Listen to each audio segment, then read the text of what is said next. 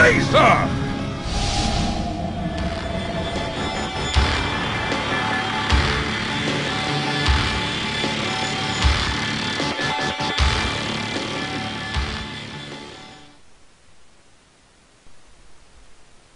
Okay, welcome guys, thanks for tuning in. Epi here, we are here with the defense from Join Dota, sponsored by Razer as well as BenQ, and we have two American teams going up against each other in Quantic and Evil Geniuses. The game's been delayed up to 17 minutes at this point. Toby's had some audio issues, but these have been fixed, so I'm looking forward to some good Dota. I hope you are too. Thanks for tuning in. So let's have a look at how things are going. At the moment we have no problems as it appears. Brax from Quantic has just changed his name to Xarb.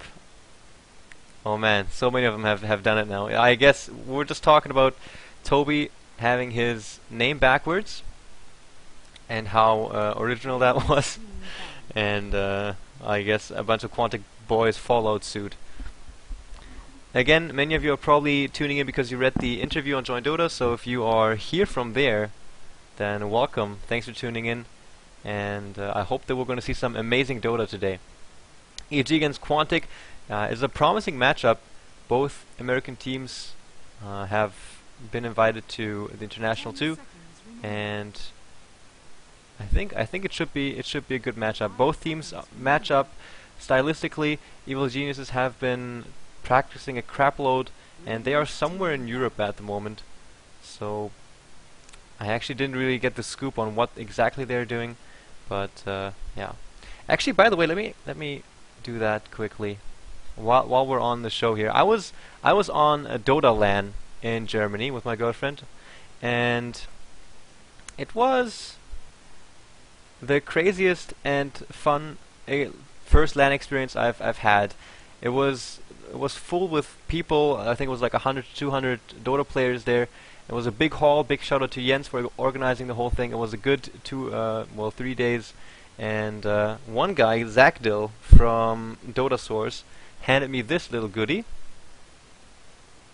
It is actually something, well, I don't even know how to call it in English. It's called Schnupftabak, and it's basically something that you sniff through your nose. It's not what you think. It's really not what you think. It's basically sugar with something, and I promise to. This is not a drug. This is not illegal. This is absolutely illegal, guys. Just to clarify, while we're in the draft, and he gave it to me, and I told him that I'd show it off on stream because he designed the whole thing himself. So big shout out to you, Zactyl. Big shout out to the Dota Source community. Thanks for hooking me up with this. It actually says Easy Breezy on there, so I guess that's a little bit of a joke. Just want to show that off as we are waiting in the draft. I promised him I'd show it on stream, so there you go, Zactyl.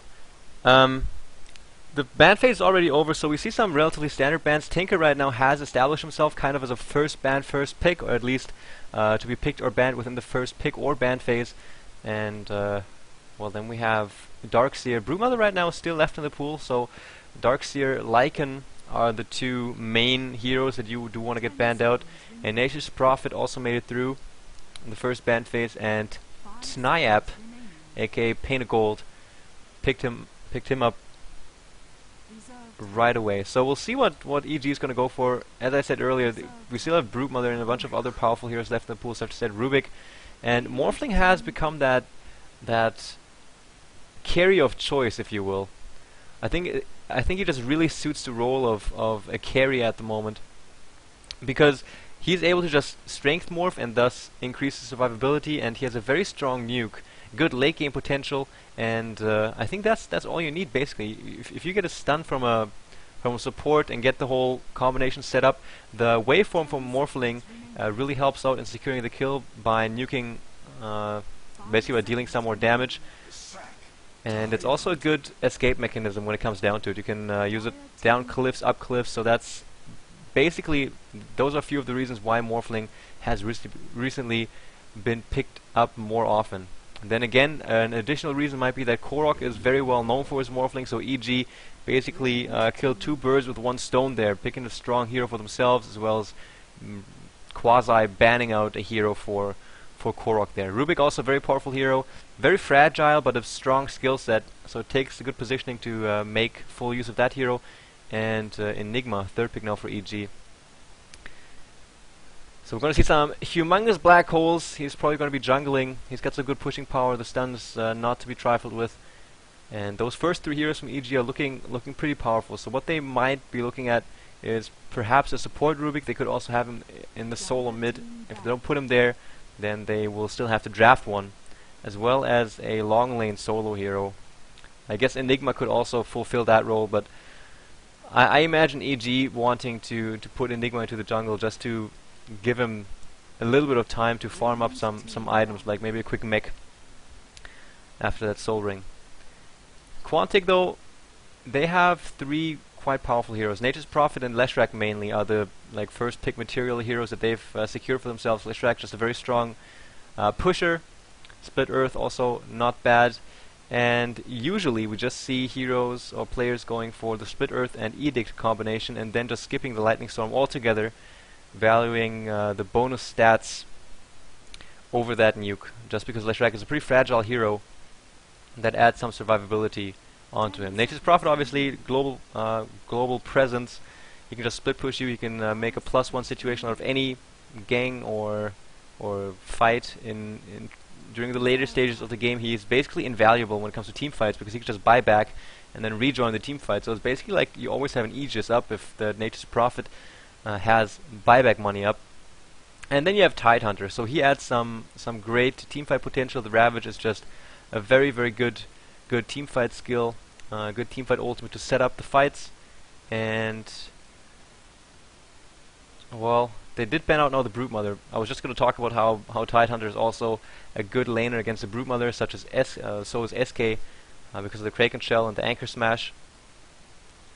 But we won't see a Brute. And now in the second ban phase, EG is banning out TA, another hero that Korok is known for. Has beat Navi with that as well, and was a pretty convincing win as well. Some might refer to that as a stomp of sorts. And there goes Tiny too. So the one thing that Quantic really have to focus on is creating their gameplay more versatile, because the three heroes that Korok is mostly known for basically are now gone. Because Morphling is on EG side, TA is banned out and so is Tiny. So Tiny has been that go-to hero for Quantic in the past 2 or 3 games that I've casted, if Morphling as well as TA have been banned out. Now the other last 2 bans were Brute Mother as well as Brewmaster. So we have some very tanky, basically mispositioning forgiving ultimate in that Brewmaster taken out of the fight. Also good for basically everything, diving towers, defending, and the second pick fight is all about the support heroes. So the first pick for Quantic, they preferred Venomancer above all the rest. So they secured themselves the support in Venomancer, one of the strongest, if not the strongest. Level 1 slows on him. The passive is also nice, but more so for pubs, I would say, because skilling that is actually a crap load of damage. And the Venom Wards is one of the reasons why Venomancer is picked above other support heroes, because it's just a very versatile skill. You can use it to push, to pull, to defend, also to ward, and to move around the map safely. Good Venomancer players will always place a ward into the fogged area of the map if they move up high grounds, etc., and that makes them very hard to kill if they just watch out unless you have a smoke. And that is why Venomancers, if they have a good game going toward the later stages of the mid game, they will always pick up a gem. And the last pick for Quantic is Night Stalker, very tanky ganking hero. Might want to go toward the solo middle lane, because what he needs is quick experience, so he needs solo experience usually, and then you have to decide whether or not you want to go ganking in the first night, because if you do that, then you have basically the potential to spiral out of control, or you can just stay farming for a portion of the first night. But with most games I've casted up to now, Night Stalkers in the competitive scene, they use the first night to gang and grab up maybe an urn or something like that, in conjunction with the bottle, to abuse some runes and then create some terror on the map to have the teams worrying about whether or not Night Stalker is going to come gank them only because he's missed on the map. So that's one of the things that make Night Stalker such a good hero, that if he goes missing and you don't have any wards up, then you always have to be careful, regardless of whether or not Night Stalker is actually in the vicinity or not. It doesn't matter if he's just right there to gank you or not, because most of the time you're going to be moving more defensively anyways. So the teams have been picked, and let's see how this is going to go.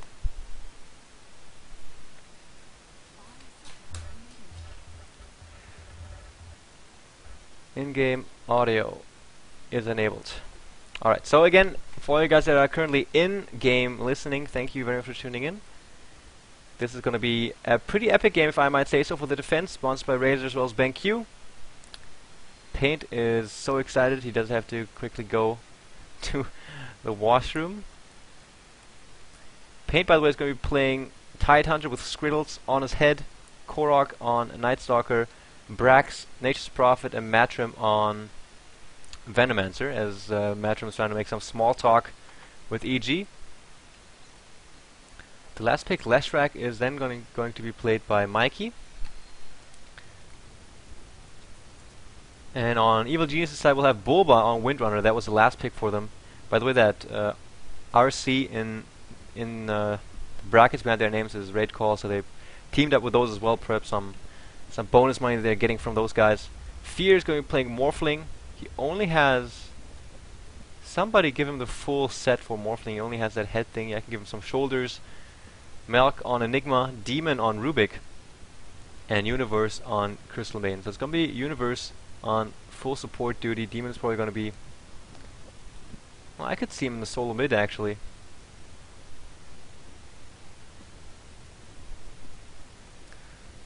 Alright, but for now we'll just wait until Painted Gold is back, and then the game will go underway. As far as laning goes, we'll have Crystal Maiden support Morphling. That is almost for certain.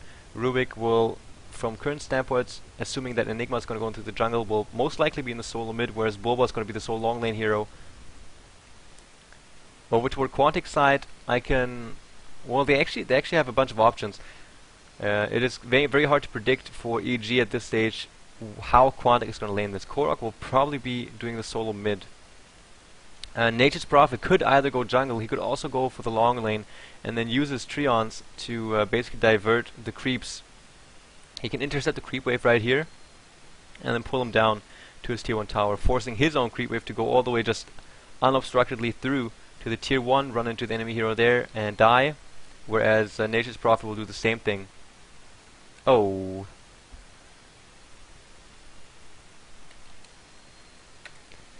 Alright, we are hosted on EU servers.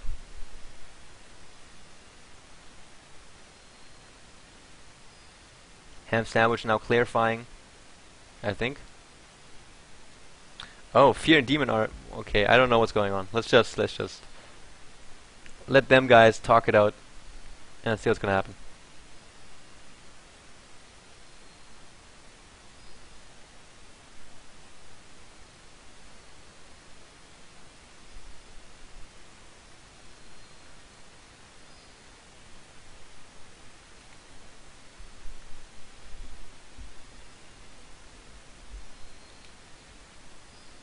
Okay, so the whole unpredictability factor in terms of the early laning is one of the things that will really give an early game advantage to the team that gets the upper hand in that regard.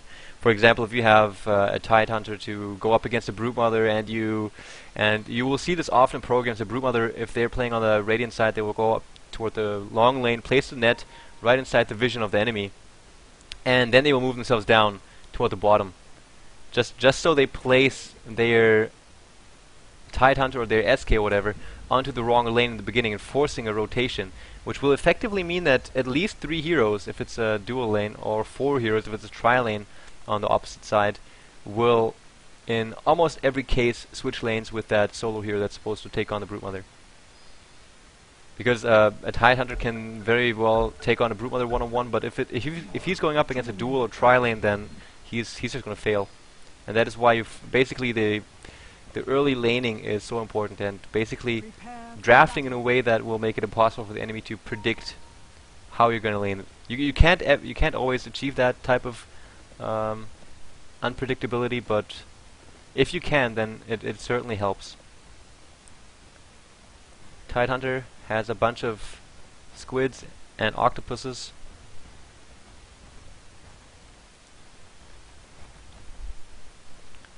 Alright, so Leshrac has the wards. Night Stalker not going for bottle rush or anything. So Night Stalker also here that can be played in a tri-lane. Venomancer also has a set of wards. And from the looks of it, we're not going to have any level 1 action. So the first action is going to happen in the early laning phase. Universe going out all by himself, placing a observer ward right here, so that gives him vision of the rune spot on top, as well as some of the high ground and what the enemy middle hero is doing. Oftentimes you will see wards placed up right up here or right here, because it's a very, very important feature that if it's nighttime or even during the daytime, if you wander down toward the low ground, then this whole area will be out of your sight unless you have creeps charging the high ground. So ward up there is generally a very, very nice thing to have for the solo mid. It makes the laning in mid a lot easier. What I don't really get is why Universe... this happens a bunch of times. People don't anymore place wards up here, and I really do not understand it. Maybe somebody can explain that to me. Okay, Night Stalker is actually going toward the top lane with Venomancer, so it's going to be dual lane top. No, a tri-lane with Leshrac, so they are going for the tri-lane route, which means that... yeah, Brax on Nature's Prophet is not going to be jungling. He is going for the solo mid. He will get some very, very good XP if he doesn't get forced out by this very aggressive combination in Morphling and Crystal Maiden, which makes it possible for him to just continue ganging. But if he does so, then he's got to keep in mind that he will leave Morphling just a free lane, which is ideally not something you want to have happen. But if he can net himself a kill every time he TPs away, then it's going to be totally worth it. This aggressive lane ward here just spots Melt coming in, so that's always a nice thing to have. And Painted Gold against Demon. Demon should have the advantage here, especially with an aggressively jungling Enigma. We'll see how Quantic's going to react to this, because they know, they have the intel right now that Enigma is not in the enemy jungle. He is in fact in their own jungle. So we'll see what they will do about this. Windrunner Bulba is actually pulling the creeps into a stacked neutral camp, and now the pings are going out from Venomancer. This is some very, very interesting stuff that he's doing.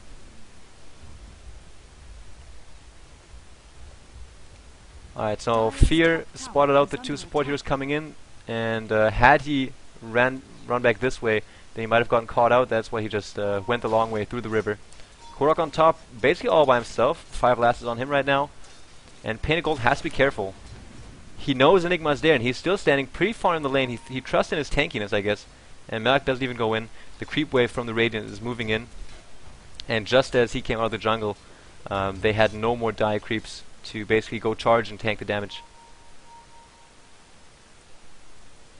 Now we have 9 last sets on Fear, and we have 7 on both Tidehunter as well as Night Stalker. And that's kind of interesting, that Demon, with that range advantage, has 2 less, but this is just 2 minutes in. And we already see the Radiant rotation coming in. Matrim on Venomancer's coming in. Matrim from played with Syndran quite a while back in MTW before they basically reformed, and now is on Quantic, so good for him.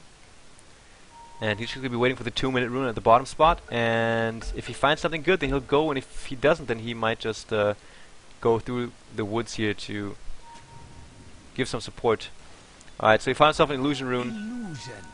Fear was also going for the 2-minute rune, and now spots out Venomancer.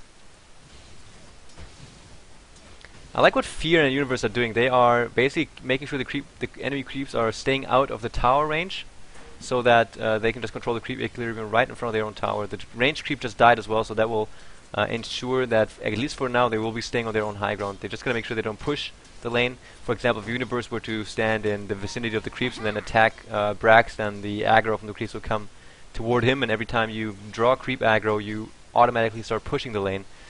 So Universe should be somewhere around here, away from that range, to start attacking and harassing Nature's Prophet. Bulma now switch over to the top lane, already almost has 600 gold. He might go for a bottle. Not too sure about that though. And Venomancer is still in level 1. We just saw him on the bottom lane. He's already up on top again, helping out Korok. And I missed the first blood. Not for you. happened in the middle lane on Nature's Prophet. So he must have been a little bit slacky with his positioning. Radiant's middle tower is under attack. The slow from Crystal Maiden or the Frostbite is just not to be underestimated in conjunction with the level 2 nuke. And Demon on very low HP on the bottom lane, 70 HP. Brax going for the last hit, but one attack is not enough. Tanks a good chunk of damage from the creep wave, and too bad for them, they don't get the kill. They would have all chat. Windrunner just spotted up Matrim. He's just lurking around on the top. Yeah, I'm just gonna say that Korok is going. He has a lot of weight on his shoulders once more. They cannot afford to have a Night Stalker who's underfarmed and underleveled, so he will have to make sure that the first nighttime, which will hit in 2 minutes and 10 seconds, is going to be quite profitable for him. Nature's Prophet is going to get some good experience. Oh man, there goes the initiation again. Frostbite into the Nova, and Fear is going to waveform through again, and Brack's going to die one more time. Last hit goes to Crystal Maiden. So 1 kill each. CM actually taking a fair chunk of tower damage. The mid tier ones are also down to 540 HP. So the mid lane is now very well going in the favor of EG. The problem is that Nature's Prophet is a pretty strong laner. He's got some decent base damage, but as soon as he's up against a dual lane, there really isn't much he can do. Perhaps since Crystal Maiden initiated with the Frostbite, he might have thought about just using the teleport back to base. He might have been able to survive, since they wouldn't have had any other disable. You know, Morphlings usually don't skill adapt to strike right in the beginning, at least in pro games. And now Mikey on top lane, he's moving in onto Demon. He's trying to force him away from the creep, so the Edict will take do the maximum damage. All right, he's just gonna scare him off. All right, there was no gush mana on Tidehunter. He just hits level 6. Probably gonna go for a quick mana boots. So Demon has to be very, very careful on the bottom lane. 26, 25, the last hits for the leaders of the scoreboard, followed by 21 on Night Stalker and 20 on Windrunner. So, yeah, this really shows on gold graph. Already above 1500 is what EG have in their favor. Korok trying the best he can to keep on farming. Judging from that Ring of Health, he's going to go for a quick Vanguard. So he just wants to soak up damage, dive towers, and get kills and create openings for his team. That's basically going to be his role, to be the aggressive kiting hero, basically, that will force out some spells to maybe force enemy to out of position, to commit to situations, and bait them a bit. Because with that bonus movement speed, especially when Hunter in the Night gets skill out, he's just so incredibly fast. He can just bait out spells like no tomorrow.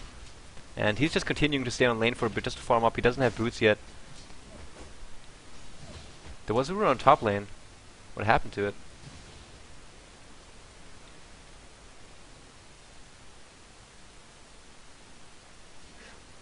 I don't know what happened to the rune on top. I think it was DD or something. Oh boy. Yeah, and Boba has to be very, very careful. At this stage, Korok could go and dive, and he has 1 level in Silence already. Middle lane, 3 heroes. Slow goes out on Braxis. Sprout onto Universe. Waveform in. Brax is probably going to die. One last hit from Fear. Gets the kill, and Universe is able to tank the tower long enough for the duration of the Sprout and survives it. So a third death again for Nature's Prophet. This mid lane is a disaster for Quantic up to this point. They will just take the tower here. He can, yeah, there we go. Turns off the Ring of Aquila for the bonus armor, and this tier 1 tower is definitely going to go down now. Bottom lane, Demon tries to get back into safety. Middle tower drops, so Demon's going to drop too. Last hit goes to Nature's Prophet, so that's some very, very much needed gold on his part. He's down to level 4, whereas Crystal Maiden as well as Morphling are up to level 5 and 6. And they were on a dual lane against the Nature's Prophet, who just hits 4, basically hit 4 a while ago, and that EXP that he got from the kill is just going to be helping him out a bit. So all 3 of them are probably going to be remaining on the bottom lane. 2 levels in Nature's Call. The Edict is on level 3, so they are also, you know, Quantic also packs a big punch when it comes to pushing. Demon goes for a fish, finds himself a split earth. So some more nukage. Boba and Venomancer are pretty close, but probably oblivious to each other. And Morphling just chilling out in the mid, checking top rune. If it's something good, I can see him coming to gank the top. It's a DD. Heads back toward mid, so he probably wants to keep on farming. And Bulba is up to 28 last hits and 4 denies. So, oh, there goes the silence. There goes the nuke, and the slow hits as well from Matcham blindly. And Bulba does TP out in time, so very, very, very experienced play from him. That's a big problem with the Night Stalker. As soon as you throw out the Void, you don't have another disable on your support, then the target can, in some cases, just easily TP out. Speaking of TP, now Brax joins the middle lane. He's up to level 5, but nothing against Fear here, now on level 7, with 1k gold on top of Bottle, Power Treads, Ring of Aquila, and a Magic Wand. So he has a crap load of gold. Top that DD run. He might even go really aggressive right now. Top tier 1 drops to Night Stalker. Fear is waiting for his opening. He has to hurry though, his DD is going to wear out. This might be a little bit too ballsy. We'll see how it's going to go. He's going to go on Brax now. Brax trying to run away. There's no support from him there. Look at that nuke damage. It's a crap load. Alright, so Brax should TP, and there he goes. And he's safe. There was a nice Sprout blocking the path of Fear. And the wavefront just got off cooldown, so there was nothing he can do about it. Support TP coming toward the bottom lane as well now from level 7 Tidehunter with Arcane Boots. So he's got some good farm, he's got some good experience, but 36 last hits, 10 minutes in for a basically solo lane on the bot is not too strong. Vanguard picked up by Night Stalker. He's almost hitting level 7. So 1 level in Silence, 1 in Hunter of the Night. He's going to head back, pick up his items, and then he'll probably go for something big. Maybe Quantic now focus their attention on the mid tier 1 or the bottom tier 1. So now it's about... Oh, Venomancer drops actually to Rubik. And Mikey might also be in big trouble. He's completely surrounded by EG heroes. There goes the nuke. And he just drops quicker than I can tell what spells hit him basically. But at the end of the day, it's a double kill on Rubik. And the support TP is going in toward the bottom tier 2. I think maybe they will go for deny. Demon's probably going to go for it. He's that type of guy. Almost gets it too. TP coming in. Melk is here. And Titan looks in big trouble. I don't think he's going to use his Ravage. He goes in. He's pretty low on HP with nice split up from EG. There's nothing Pain to Gold can do. But this in turn, yes, almost saves his life. 38 HP left on him. Demon thinks about the dive, but then turns back. Gets sprouted up. Korok is here. But so is Fear. So now teams have to consider whether or not they are in the more advantageous position or not. And now Nature's Prophet goes to the top lane. Decides he had enough of this. There's farm being wasted on 2 lanes for Quantic at this point, and they don't want to take the fight. Korok extends nighttime. Those are some nukes. He gets telekinesied up. The Shackle latches too. Matcham goes in with the Gale, tries to help him out. The Vanguard does not block enough damage. And Korok is in big, big trouble. Melk tries to chase after, and the power shot from Boba gets the last hit. So EG now have 6 kills, only 1 for Quantic. The early game's looking pretty good for Evil Geniuses so far. Fear also doesn't really have to worry too much. He has level 3 on Morph and only 2 heroes there in the form of Morphling and Tidehunter. He's already very tanky, just via Morph basically. Glyph is used. Matcham coming in, only level 2 wards. He's only sitting on level 4. Mark is going to TP. He's going to make it in time. He gets out. And now we have 3 Quantic heroes here with no tower, a bunch of creeps that they will have to split, both in gold and XP. And the tier 1 that they wanted to push, they already did push, so all of them will have to walk to a different lane. And we see a killing spree now on Fear. Sorry for the missed kills, guys. That's the 3rd this game, I think. And the ping goes out onto Roshan. So we're 12 minutes in, it's 7-1. Gold difference above 5k. XP looking about the same. Korok coming in. So the Silence is actually a very good tool against Fear, but he gets the Morph out, Silence gets used, and he already has his Ghost Scepter, so he takes no physical damage, but the magical damage from Leshrac does a crap load. Korok already anticipating his moves, there goes the nuke. Fear can start strength buffing, he does, turns around to fight Korok a little bit. Power Shot flies through paint. We have 2 support heroes from EG here, so is Crystal Maiden. And Quantic have to be very careful. Leshrac is low and so is Tidehunter. Tidehunter hasn't gotten off a good Ravage yet, so that's some very nice positioning from EG. They're not going in over their heads. is under What I attack. liked especially was their movement on the bottom lane when Tidehunter basically was like, okay, I'm probably dead.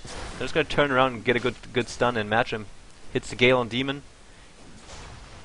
He has the Void from Night Stalker, so he actually packs quite the punch. Arcane Boots are off cooldown, he's gonna use them ASAP. And I don't think Quantic are all too confident in their current pushing potential. Let's check the hero levels, guys. Wow. Look at that level spread. It's actually huge. The 3 lowest heroes on the map are all from Quantic. And the highest levels hero on Quantic is a Tidehunter, and he's overall only on rank 3. Followed by Night Stalker on rank 6. So that's actually quite huge, the advantage that EG currently have, and I think, yeah, judging by their aggressive movement and their aggressive play and this very early Roshan attempt, they are fully aware of the big advantage that they have at the moment. So they go for Roshan. Ghost Scepter up already for Morphling. Let's check out his gold per minute. 423 already, 40 minutes into the game. Radiant's top tower is under attack. And down goes Roshan. Morphling picks it up. Top tier 1 also being pressured by Bulba all by himself. He has phase boots already. 1600 gold. Probably going to go for 4 staff next because Enigma has the mech ready. Speaking of mech and items and all that stuff. So all all heroes on Quantic have normal boots except for Tidehunter who has arcane boots. Night Stalker just picked up his... Oh boy. Radiant's top tower has been denied. Windrunner tried to go for the kill of the last of the tower. Brax got the deny though. So except for Tidehunter, he only has... He has arcane boots. Urna Shadows picked up on top of the Vanguard now for Night Stalker. His game could be going better as well. EG's is doing a very good job. Even, like, especially their movement on the minimap has been extremely efficient. They haven't gotten themselves into any situations where they were caught out, in a way, with their teammates and all. Maybe picked a fight that they clearly weren't ready for. So, the closer the international comes, the more we see the practice from teams coming to fruition. Glyph gets used in the middle tier 1 lane, ultimate from Prophet flies through there, pushes down those creeps. They're all dead, so now they're gonna go in. Malk has a black hole ready though. And EG are probably very confident in their ability to defend the tower. And Quantic feel the pressure. Look at them, they're quite indecisive about what to do.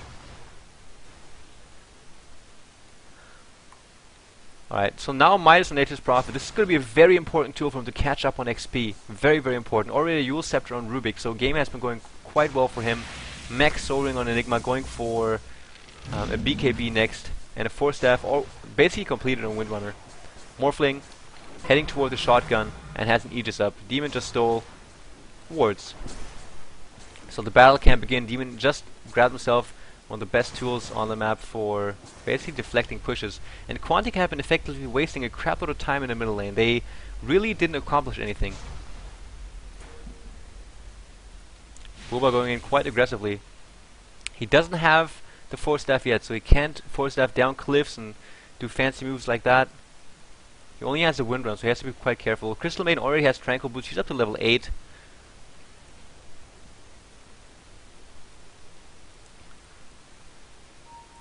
So she's out-leveling both of the supports on Quantic side. And support levels are actually very important when it comes to team fights. Once support heroes get a bunch of small items up, or even like medium items, and carry players aren't able to burst them down that easily, then the team fights become a big problem for said team. Or for said carry, basically. In this case, Korok will have a very tough time just bursting down heroes. The only thing he can do is tank, throw out some nukes, some silences on key heroes, extend nighttime to keep the advantage. But at the moment, EG definitely have the advantage. Shotgun is up on Fear. So this game is going just tremendously awesome for Evil Geniuses. Above, did we just hit the 7.5k gold advantage? XP graph still mirroring what's going on with the gold. And now Fear can basically one-shot Venomancer and Leshrac. It's basically with a level, well, it's only level 2 adaptive strike, so that's not true. Not true yet. And Quantic seem very lost. They know about their bad position in the game. They're not doing anything all too crazy. They're just playing extremely passive. And this way they're still playing into EG's hand because they can maximize their farm while they're at it. And being spread out on the map like this makes ganks possible. I guess Quantic is hanging around in the vicinity. The one teleporter is just sticking around somewhere else. Penny Gold also going for a Vanguard. So they just really want to tank up. And Fear really doesn't mind that the game has been progressing this way. He's fine. If you have a Morphling on your team, you should be fine about a situation like this, especially with a Morphling, Enigma, Rubik, who's able to just steal some spells, and Telekinesis is a very versatile spell, damage reduction, both for your allies with the Null Field, as well as from the enemy via Fade Bolt. And of course you have Windrunner with one of the most crazy potential two-man disables in the game. So yeah, Windrunner is also quite the asset that EG have on their side. Melk on top,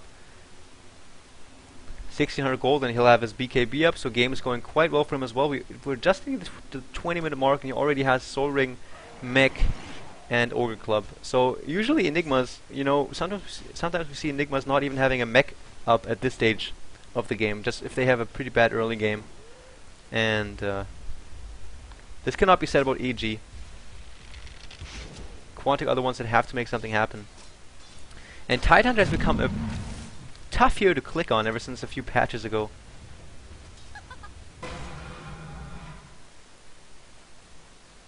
Demon says thanks for the anchor smash.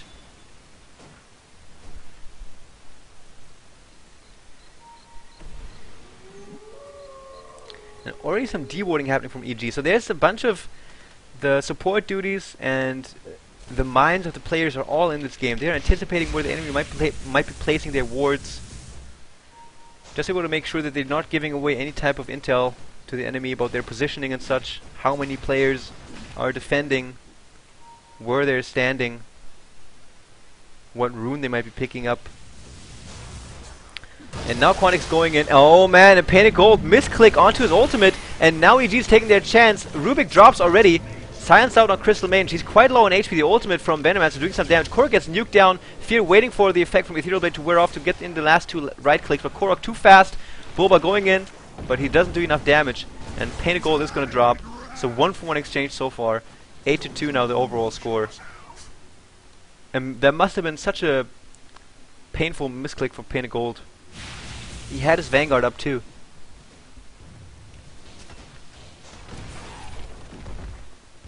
Or at least he could have potentially gone for the Vanguard. Vitality Boost could also just be used for the bonus HP and then go for a Hood. But nonetheless, the Ring of Health could have been there. And the tier 2 drops from EG. So 2.3k gold up on Morphling. And it appears that in this best of 3 for the defense, EG are looking like the winners at this stage of the game, guys. Look at those gold graphs talk.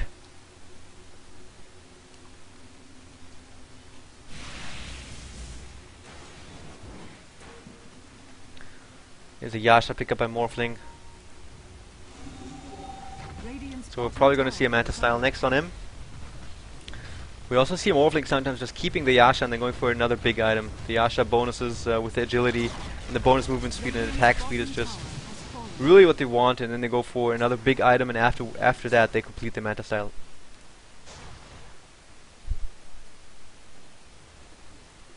And we see Quantic just playing very, very passive. They're trying to stay out of the way from EG.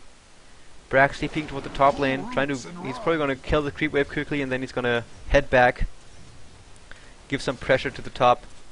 And I think, guys, we're gonna be seeing EG going for high ground relatively soon. Maybe smoke up before they actually engage. Try to get a pick off, an easy one. And after they push, Roshan will be back up. So in a best case scenario, they can go for the high ground and go for Roshan right after the fight. So either they have to force a team fight very, very soon, or they will just wait those 2 minutes until Roshan is back up.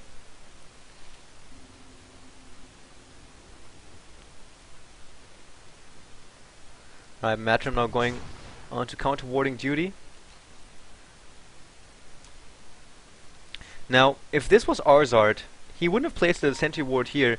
He would have most likely placed a sentry ward here, because that would have given vision of this spot here as well, of this one up here, not of that one, but of this one most certainly. So what Venomancer did, he basically spotted out two potential observer ward spots. Maybe this one, I'm actually not too sure about that.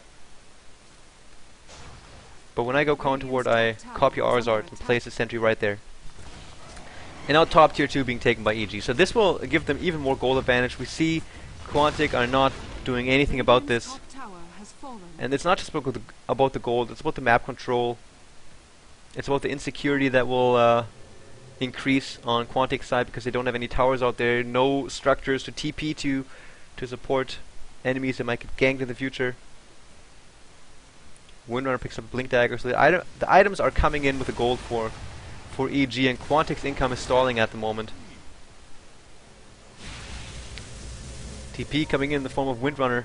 Bulba has that Blink Dagger, so he might use this right now to go initiate. Blink Dagger and Force Staff. Windrunner is used, blinks in, Shackle onto Brax. It's a full level Shackle, so almost 4 second duration, and Brax would have dropped Demon. So that's the thing with Windrunner, and this high mobility provided by Blink and Force Staff. And Roshan is back up, EG gonna go for it right away, and I don't think Quantic can challenge it. They might even be able to kill him before Nature's Prophet is back up. He could buy back, he has the mech picked up with the Hand of Midas. But second Roshan, yes, he's gonna go to EG for sure. And still, with the Hand of Midas, Brax hasn't been able to catch up to the other heroes of EG. So they have made a very good job of solidifying their early game advantage. Almost 3k gold on Rubik. And Quantic looking very, very insecure this game.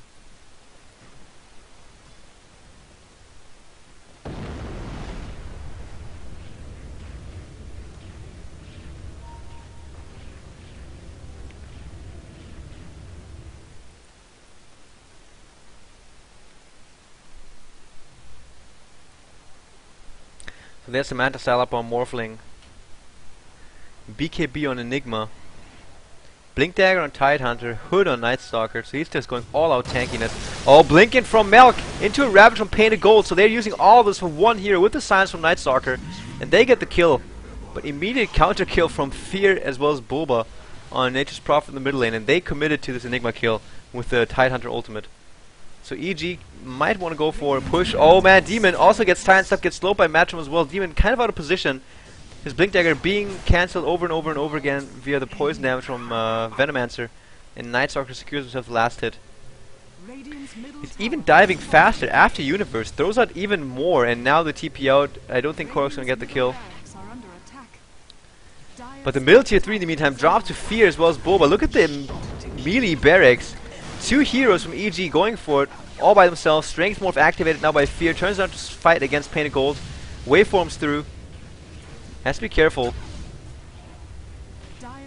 But look at all that HP coming into Fear at the moment.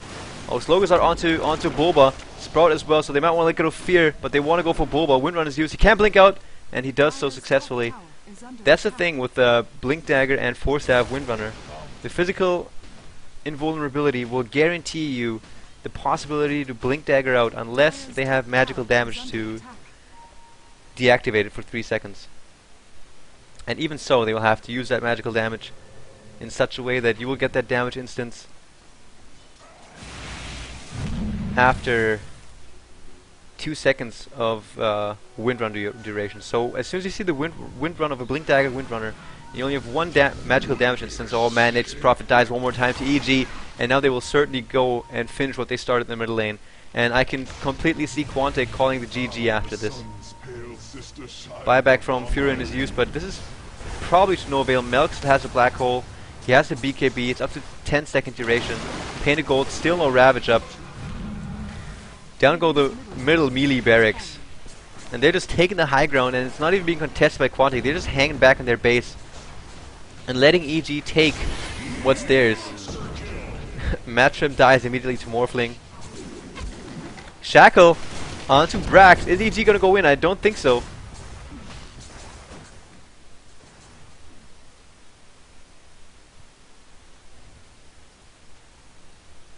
And EG back out. And Quantic not calling a GG yet, so optimistic. 15k gold difference. XP looking about the same.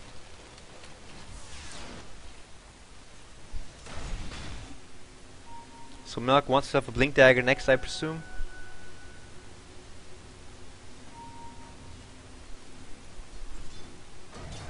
And there you go, Leshrac actually going for the Lightning Storm build. So he's not going for stats, he needs more anti-push in his opinion. Bottom lane, Shackle onto Brax, Demon is here as well as Boba, they're just taking it apart. Alright, so Boba used the Yule Scepter just to get himself a very safe kill. Want to troll around a little bit. And Leshrac also dies in the middle lane to Morphling once more. So we have Fear on a 9-for-0 killing spree with an Aegis of the Immortal, going toward what appears to be either Lincoln Sphere or an Ioscati. And I think Quantic should just say, okay, we messed up this fight, we lost the game hard, and we gotta forget this, we gotta forget about this and do our best in the next fight. And call the GG and then go next.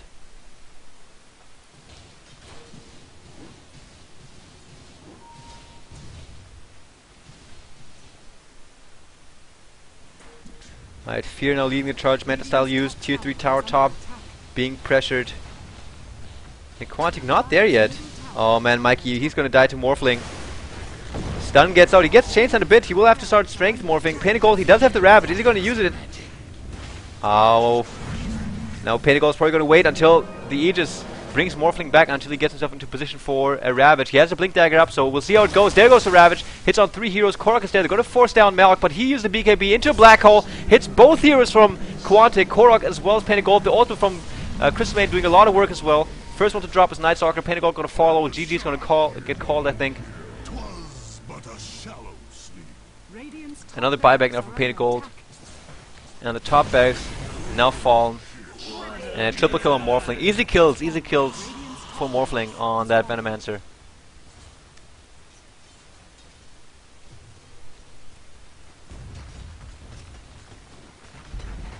Where did I go?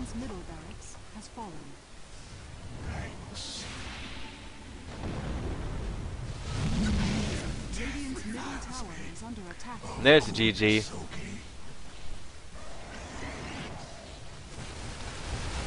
So as far as I know, this is the best of 3, guys. Next game coming up. Dire's middle tower is under So attack. don't go anywhere. Dire's structures are fortified. Radiant's middle tower is under attack. Oh man, Fear. So that quick Ethereal Bread really paid off for him. Tower has fallen. And the dual lane mid against Furion just worked wonders for him. There was nothing that Furion could do about it. Oh, Boba. Oh, blinks away a bit from Painted Gold. He still has some mana. The Gush is going to be ready in 3 seconds. Oh man, he's even juking him. There goes the Gush and the blink in, and he thought he was too good.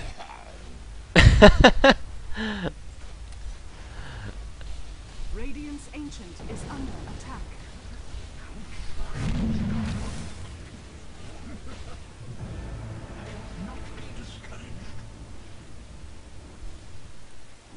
Oh, double Manta style. That's a new strat, guys.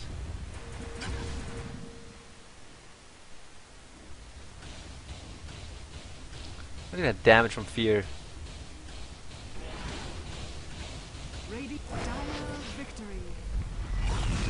Alright, so the Manta style only caused one of them to go into cooldown, so I guess he could have used the other one as well.